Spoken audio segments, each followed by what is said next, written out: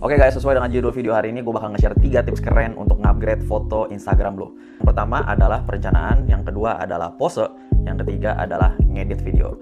Nah, untuk yang tahap pertama, yaitu perencanaan, hal pertama yang lo harus lakuin adalah lokasi. Lo harus cari lokasi yang sesuai dengan tema Instagram lo. Contohnya kayak Instagram gue gini, kan temanya lebih ke street style, lebih ke urban. Nah, jadi gue banyakan nyari lokasi-lokasi yang sesuai dengan tema gue, kayak misalnya di pinggir jalan, kemudian banyak gedung, atau nggak di perkotaan. Kembali lagi ke tema Instagram kita.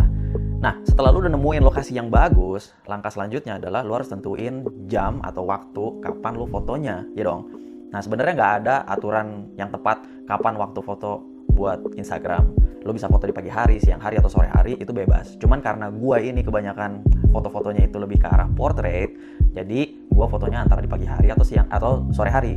Karena di saat-saat itu mataharinya itu nggak terlalu terik banget, ya kan. Jadi gua nggak dapet bayangan atau shadow yang terlalu kontras dengan kulit gua, dan cahayanya juga agak-agak kasar kalau di siang hari. Makanya gue lebih prefer fotonya di pagi hari atau sore hari. Nah, jangan lupa juga lu harus perhatiin posisi mataharinya. Kalau kita foto suka nggak merhatiin posisi matahari, akhirnya kadang-kadang kita suka dapet bayangan misalnya dari pohon atau dari tembok atau dari bangunan yang harusnya muka kita terang, nggak taunya ketutupan sama objek tertentu. Nah, itu juga akan bikin foto lu kurang bagus, ya kan. Nah, di satu sisi lu juga harus perhatikan, karena matahari itu kalau ada di belakang kita berarti muka kita ini akan jadi lebih gelap. Tapi kalau matahari ada di depan kita berarti muka kita ini jadi lebih terang. Nah, jadi ya coba dipikirin aja posisi matahari ada di mana, dikira-kirain, jadi foto lo bisa lebih keren lagi pastinya. Nah, habis itu yang gue lakukan, dan ini juga yang bisa lo lakukan, yaitu komposisi fotonya. Nah, biasanya gue kalau foto itu nggak pernah naro subjeknya, yaitu gue di tengah-tengah foto. Gue biasanya naro subjek itu antara agak sedikit ke kanan, atau agak sedikit ke kiri, atau sedikit ke atas, atau sedikit ke bawah. Makanya di kamera lo itu ada settingan namanya rule of thirds. Jadi ada garis-garis warna hitam, yang horizontal itu ada 2, yang vertikal itu ada 2. Nah, lo harus menggunakan garis-garis itu, dan lo taruh subjeknya di garis-garis yang bersimpangan. Nah, di situ gue yakin hasil fotonya bakal lebih menarik dan enak untuk dilihat. Guys, mumpung lu ada di sini, udah follow Instagram gue belum? Karena kalau lu belum, wah itu lu bakal rugi guys. Karena di Instagram gue itu gue banyak nge-share juga tips-tips yang gue nggak share di YouTube. Jadi kalau lu follow Instagram dan YouTube gue,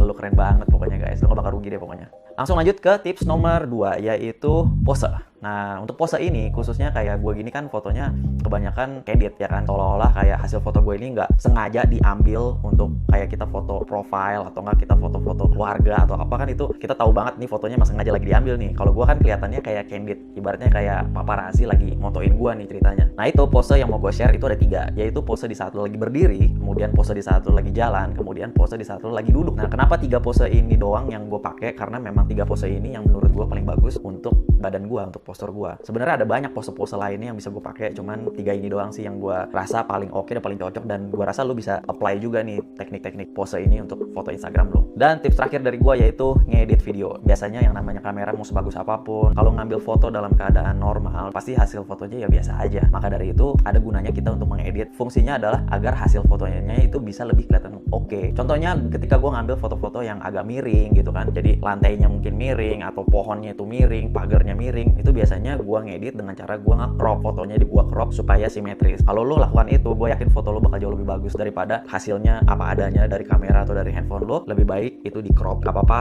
sedikit berkurang real estate fotonya, tapi hasilnya jauh lebih keren pastinya. Berikutnya, gue biasanya ngatur exposure-nya, yaitu terang atau gelapnya foto yang gue ambil. Biasanya kadang-kadang gue nyeting kamera itu mungkin terlalu gelap atau nggak terlalu terang. Nah, di saat inilah gue ngedit untuk menemukan pencahayaan yang pas, supaya pas dilihat itu nggak kelihatan terlalu gelap lah atau terlalu terang, atau mungkin butuh lebih terang lagi atau butuh lebih gelap lagi. Nah, itu biasa gue ngedit di exposure-nya.